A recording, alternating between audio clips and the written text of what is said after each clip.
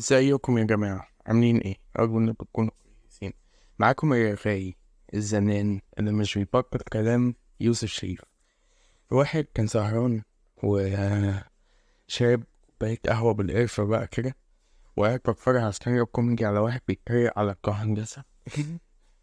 وبعديها جه في دماغي سؤال، وما تسألونيش ليه سؤال زي جاي يجي في دماغي وأنا بتفرج على ستاند اب وقاعد بشتغل على كود سي بلس بلس، لكن يشنو كده.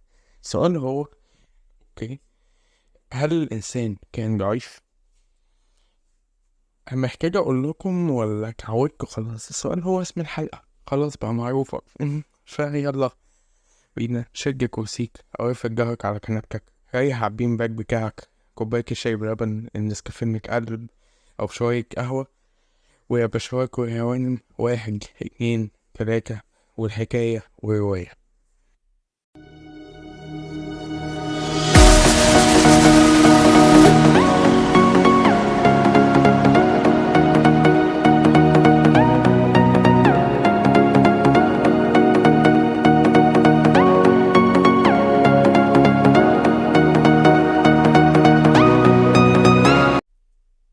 دلوقتي يا صديقي، أنا قلت الحلقة اللي فاتت لو سمعتها يعني إن الإنسان هو مش أقوى كائن ولا الأسرع حتى، بس هو أكتر كائن متكيف عدى بكل السنين دي، وطلع ربع على عرش قمة الهرم الغذائي. أوكي؟ لدرجة إن هو بدأ يستكشف العالم من حواليه ويكسر كل الحواجز بتاعت جوجل، سواء بالتكنولوجيا بقى أو بإن هو يفهم كل شيء حواليه، أو إن هو يفهم إيه اللي بيحصل جوه دماغه وجوه جسمه عامة. بس السؤال بتاع الحلقة إن هو الإنسان ضعيف بيناقض إن أنا قلت دلوقتي، أو اللي أنا قلته في الحلقة اللي فاتت يعني. تعالوا بينا نشوف. بصوا، هو السؤال مش بيناقض، على الأقل مش بشكل مباشر. طب تعالوا نشوف ليه. جواكي هل تكون عربية مثلا أوكي، أو توك توك أي حاجة اللي بتسوقها معمولة من معدن، اللي هو المفروض واحد من أقوى الموارد على الكوكب اللي احنا عايشين عليه، هل ده معناه إن هو مش بيتكسر؟ الإجابة لأ. طب لو عندنا شراب أو جوانتي أو إشارة، أوكي، أو طرحة، أي حاجة من دول معمول من قطن أو حرير مثلا، هل تقدر إن أنت تكسر الإشارة؟ هل تقدر إن أنت تكسر الطرحة؟ لأ. الإجابة لأ. هل ده معناه إن الإشارة اللي من حرير أقوى من العربية اللي من معدن؟ الإجابة لأ برضه. طب ده معناه إيه يا ترى؟ ده معناه إن الحرير مرن أكتر من المعدن، ما تقدرش تكسره. دي حاجة متعرف عليها يعني، أو على الأقل على حسب ما أنا جربت في حياتي. لكن تقدر تقطعه حتى لو شدته بطريقة غلط، مثلا جاي بتطلع الطرف من الغسالة، اتقطع. حاجة في منتهى الصعوبة. كانت هتحصل مرة ما علينا، بلاش نتكلم في الحكاية دي كده. والعكس صحيح، المعجن تكسره، لكن عشان تقطعه اوكي بالشكل اللي انت الشكل اليدوي ده، اوكي، ان انت كنت تقطع بيه الاشارة دلوقتي، اوكي، او بنقطع بيه اي حتة في المطبخ، مش هتقدر ان انت تقطع الحديد بايدك. حلو. وبالمناسبة عشان ده مش مكتوب في السكريبت، لكن جه في دماغي دلوقتي عشان بصيت عليه. الألومنيوم اللي احنا بندس بيه الحاجات وبنحطها في الفرن تقريبا أو حاجة زي كده يعني، الألومنيوم ده المفروض إن هو مصنف معدن، أوكي، لكن ده مش ألومنيوم خام. معنى إيه؟ معنى الألومنيوم الخام صلب. ده هيك جزء ألومنيوم عليه شوية حاجات تانية بقى كده عشان يخليه بهذه المرونة، بس عشان الموضوع جه في دماغي فقلت أقوله يعني مرة. أوكي بس كده. نك بعد تمام، بعد ما فهمنا إن مفيش تناقض ما بين سؤال هل الإنسان هو أفضل الكائنات على الأرض، أوكي، أو أكتر كائن متكيف على الأرض يعني، وما بين هل هو كائن ضعيف، تعالوا نجمعهم على بعض. أوكي، الإنسان برغم إن هو كائن ضعيف قدر إن هو يحقق كل ده، وجا لو يثبت حاجة، أوكي، فيثبت إن هو أعظم الخلق على الأرض. طب تعالوا نرجع للسؤال بتاعنا، الإنسان ضعيف؟ هل هو كائن ضعيف يعني؟ الإجابة أي نعم. هقول لكم إزاي دلوقتي. هروح بس أعمل كوباية شاي بلبن وأرجع لكم. اوكي، انا لسه بعمل شاي بس هكمل معاك.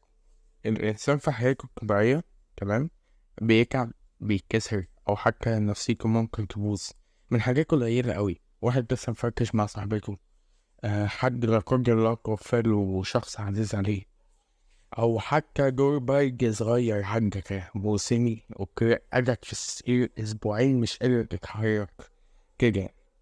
فبيصبح الكائن المهيمن ده اللي بيحكم الكوكب كله دلوقتي، هو من كتر ما احنا بقينا مسيطرين بقى وعندنا قوة، بقينا بنعارك بعضينا، ما احناش لاقيين حاجة نعملها. مفيش حاجة من الكائنات الحية اللي موجودة قادر علينا، فهنعمل ايه؟ نقدر على نفسنا بقى. جاي يجيب برجات وبدور يجيب بدور وما فيش أي حاجة. والكلام قاعد تتفرج علينا، يتخيل حاجة سريعة كده. تخيل كإنسان المفروض إن أنت أكتر كائن مهيمن على هذا الكوكب، حلو. يبقى في كلب بلدي في الشارع أو مجموعة كلاب بلدي في الشارع، حلو، وأنت تيجي تمسك تتخانق في الشارع، أوكي، والمفروض الكلب بقى شايف إن أنت كإنسان أنت كائن عظيم، أوكي، ويلاقيك قاعد بتقطع في بني جنسك كده زي ما هو بيعمل مع عشيرته حاجة. هيفكر في إيه؟ احكموا منظركم قدام الكلاب لو سمحت، حاجة صعبة أوي. ما علينا، نرجع كده. فالكائن المهيمن ده اللي بيحكم الكوكب، أوكي، بيتحول بسبب حاجات بسيطة أوي لحتة تمن بسكرمة. رأيي كحاضر كان يعني مش عارف يعمل ايه في حياته، مش قادر حتى إن هو يساعد نفسه. تعالوا ناخد دور البرج والحمى على سبيل المثال.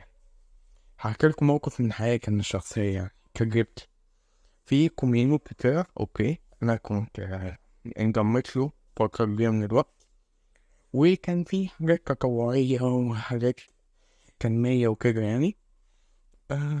وكان مفروض في معرض، اوكي، احنا هنشارك فيه 4 أيام، هننزل نبيع فيه حاجات، كل واحد هيمسك شيفت. أنا 3 ساعات مش عارف مين، بعدين 3 ساعات مش عارف كده، لمدة ال4 أيام. فيعني وكان المفروض لو كسبنا زيادة ممكن هيتوزع علينا ربح وكده. وأنا كنت متحمس أوي لهذا المعرض، لأن أخيرا أول تجربة عملية ليا بقى، تمام.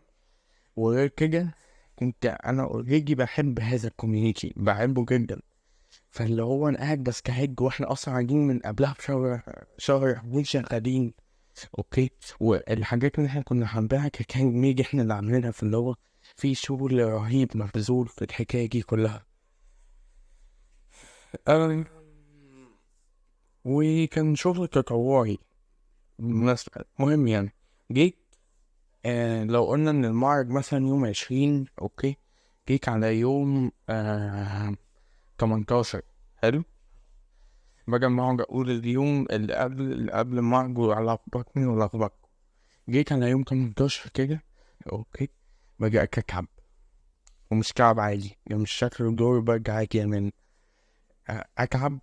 حرارتي كحلة، اوكي، وصلت 40.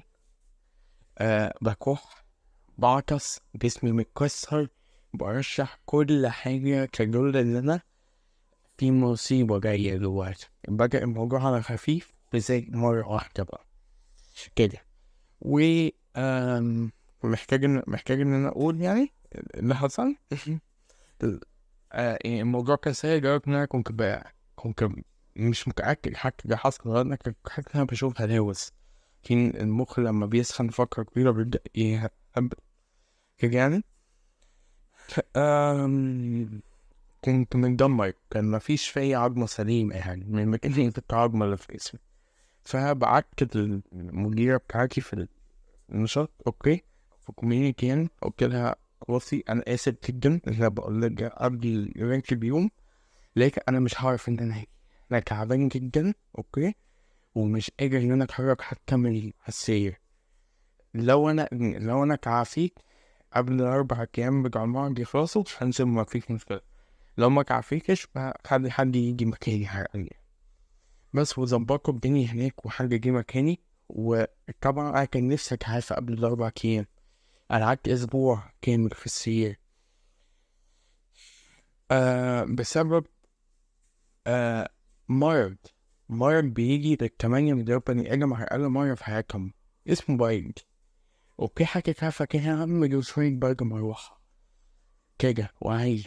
بسبب البرد المروحة ده، اوكي انا قعدت في السرير من 4 ايام من الاسبوع، حاجة زي كده.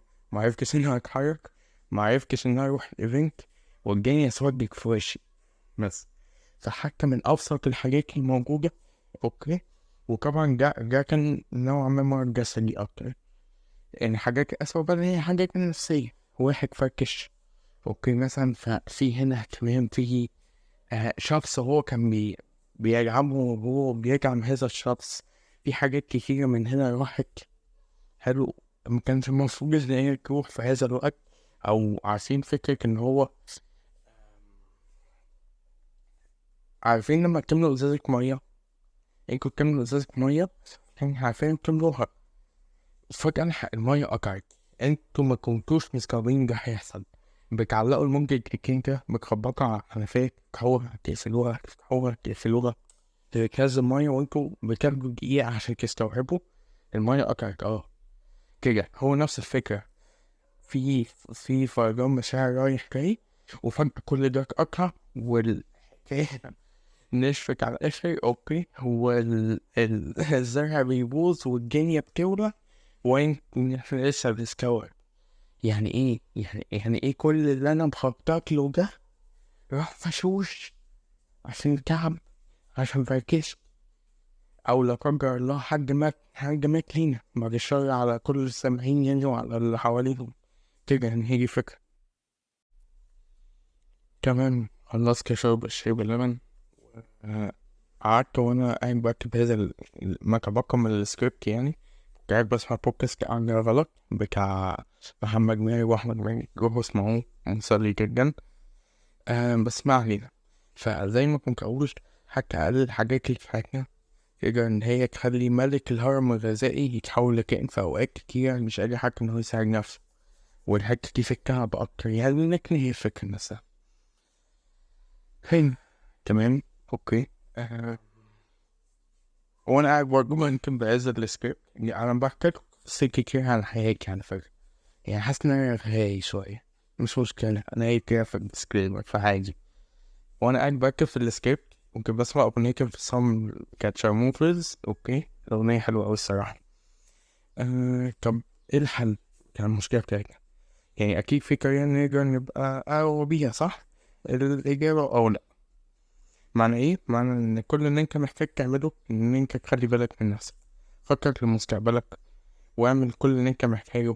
بس لو حاجة حصلت خليتك ضعيف، سواء ككعب، كفقدان، او كفراق حتى، اوكي، كل اللي عليك ان انت تعمله انك تتقبل ده وتتكيف عليه.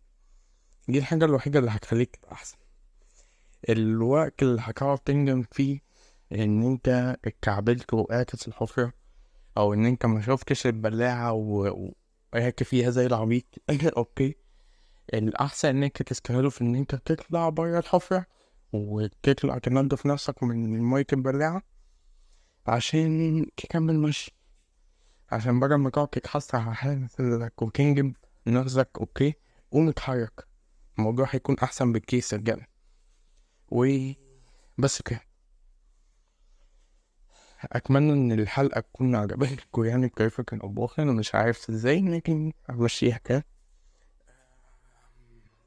لو في حاجة انا ما قلتهاش او في حاجه انا قلتها غلط قولولي صلحولي، كيف انا مش مرسل عليها دي، ولا عالم ولا دكتور عشان اقول كل حاجه صح. ف بس كده ننهي بقى الحلقه بتاعتنا بالدعوه اللي انا برجعها لكم كل مره، عشان لو عايزها يحوق فيكم وجب وناس احسن في هذا المجتمع العجيب. ربنا يسعد ايامكم ويخفف الامكم وحزنكم كل المستطاع، يجعلكم في راحة بال واطمئنان، ما تشيلوش هم حاجة، تناموا من غير أي جهد، بدل ما تقعدوا ساعتين كتير بتقولوا سنكوا، يفتح قدامكوا أبواب الرزق كافة، ويقرب منكم الناس الكويسين زيكم لو انتوا كويسين يعني، ويرجع لكم الناس اللي ما علينا بقى، يجعلكم ناس أفضل. اوكي، ويخليكم على سجيتكم وشخصيتكم اللي انتوا قررتوا واتخلقتوا بيها، وان انتوا حب الناس حبوكوا وانتوا المفروض تحبوا نفسكوا عشانها. وبس كده، أتمنى لكم كل خير في الوجود. ويا بشوات ويا هوانم، شكرا لكم وصلتوا لنهاية الحلقة. 1 2 3، ودي كانت حكاية ودي كانت رواية، وسلام.